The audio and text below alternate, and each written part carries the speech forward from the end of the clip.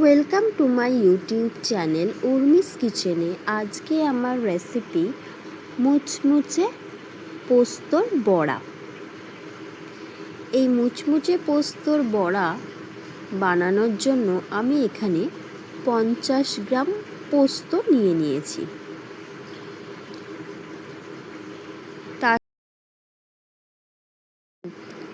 পোস্তটাকে আমি প্রথমে শুকনো একটু গুঁড়ো করে নেব, যাতে করে পেস্টটা খুব তাড়াতাড়ি এবং স্মুথ হয়।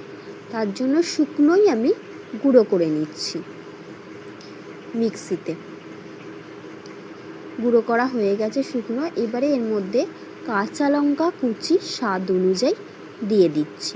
দিয়ে অল্প একটু জল দেবো, বেশি জল দেব না, কারণ আমি যেহেতু বড়া করব, বেশি জল দিলে বেশি পাতলা হয়ে যাবে। এটা আমার গাঢ় গাঢ় রাখতে হবে। এরকম আমার পেস্ট করা হয়ে গেছে।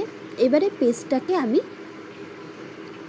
একটা অন্য পাত্রের মধ্যে নিয়ে নেব। দিয়ে এর মধ্যে মুচমুচের জন্য 4 চামচ চাল গুঁড়ি, স্বাদ অনুযায়ী নুন আর চিনি দিয়ে দেব। 1 চামচ সর্ষের তেল দিয়ে দিলাম। 1 পলা মতন স্বাদ অনুযায়ী চিনি দিয়ে দিলাম। পোস্তর বড়াটা একটু মিষ্টি মিষ্টি খেতে হয়, ঝাল মিষ্টি। কড়াইতে আমি তেল গরম করতে বসিয়ে দিলাম।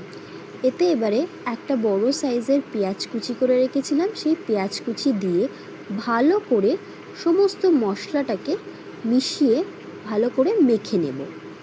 মেখে নিয়ে তেল গরম হয়ে গেলে এর মধ্যে এবারে পোস্তর বড়াগুলো প্রথমে অল্প করে নিয়ে গোল করে চ্যাপ্টা করে হাতের সাহায্যে বড়ার আকারে আমি তেলের মধ্যে একটা একটা করে দিয়ে দিচ্ছি। দিয়ে ভালো করে মিডিয়াম আছে, লো টু মিডিয়াম আছে উল্টে পাল্টে 2 পিঠ ব্রাউন করে ভেজে তুলে নেব।